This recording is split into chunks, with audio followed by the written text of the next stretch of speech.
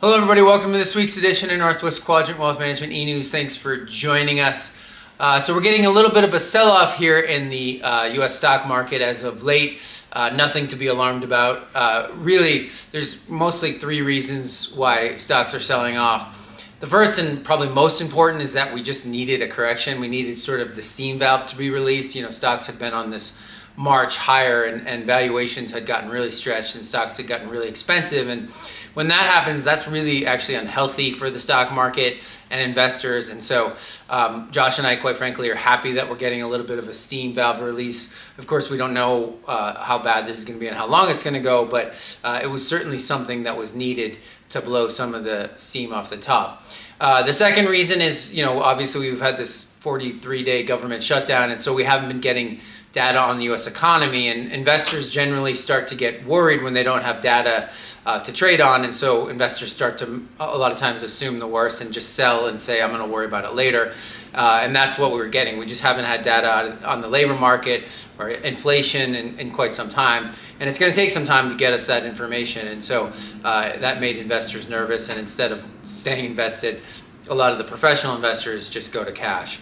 And then lastly, and probably also most importantly, is that it looks like there's a 50-50 chance that the Fed isn't going to cut rates at their next meeting. And so, you know, it had been predicted there was a 100% chance the Fed was going to cut again in their next meeting. But they're starting to talk like actually they do care about inflation, because, you know, whatever the inflation number that's published is, it's not what Americans are experiencing. It's the lived experience for Americans that really matter. And I think the Fed is paying attention to that. And so they're realizing, wait a minute, maybe we should start to pay attention to inflation. Because remember, the inflation rate right now is 50% above what they say their target is. And so, you know, for a long time, Josh and I were like, clearly they don't care because they're cutting rates. Well, now it's sort of a coin flip as to whether they're going to cut rates at their next meeting. And, you know, markets were trading on the fact that they thought they were going to cut rates. And so, you know, we'll get some more data between now and the next meeting, which will give us some more clarity.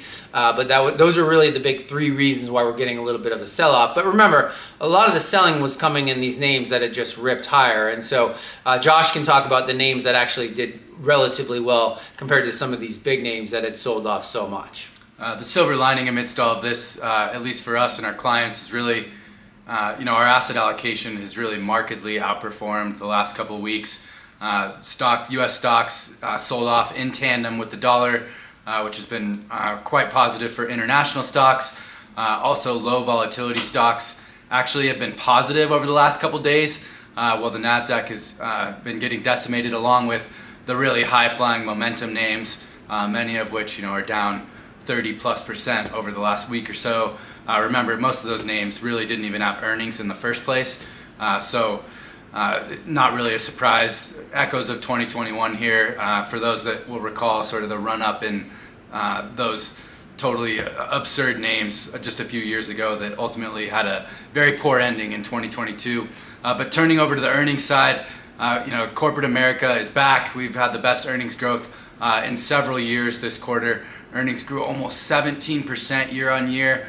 The surprise rate was near 90%, so guidance has been really positive. Really sort of a bifurcation though. You know, remember 10% of consumers are half the spending now.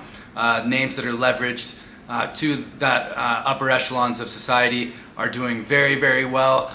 Some of the names, Chipotle's of the world, that are exposed to the lower end consumer haven't been doing well, but layoffs are back as well. So it looks like corporations are continuing to, you know, enhance margins by trimming staff, which is maybe a return more to pre-pandemic normalcy, but we'll see in the quarters to come. But overall, earnings season, absolutely fantastic. No other way really to characterize it, which is absolutely what we need to see to support these higher valuations. The other thing to reiterate, you know, when this AI bubble does finally burst, because, you know, it is expensive and you know, there's debate on whether we're in a bubble or not. At some point, if it keeps going, it will become a bubble, and it will be very similar to when the tech telecom media bubble burst in the late 90s, early 2000. And, you know, if you own the NASDAQ, in that period, the NASDAQ went down 80%. But if you own a diversified portfolio, which is what all of you own, our clients, you actually did pretty well over the next 10 years, especially relative to the NASDAQ or just even the S&P.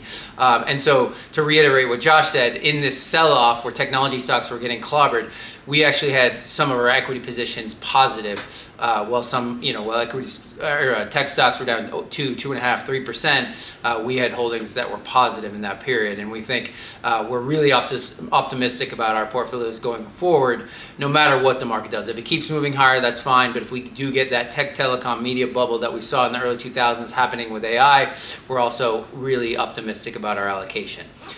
So as always, if you have questions about your situation or your account, give us a call at the office, 800-743-0988, or email Josh or Tyler at northwestquadrantwealth.com. We hope everybody has a wonderful and safe Thanksgiving holiday, and we'll see you back here at the end of November.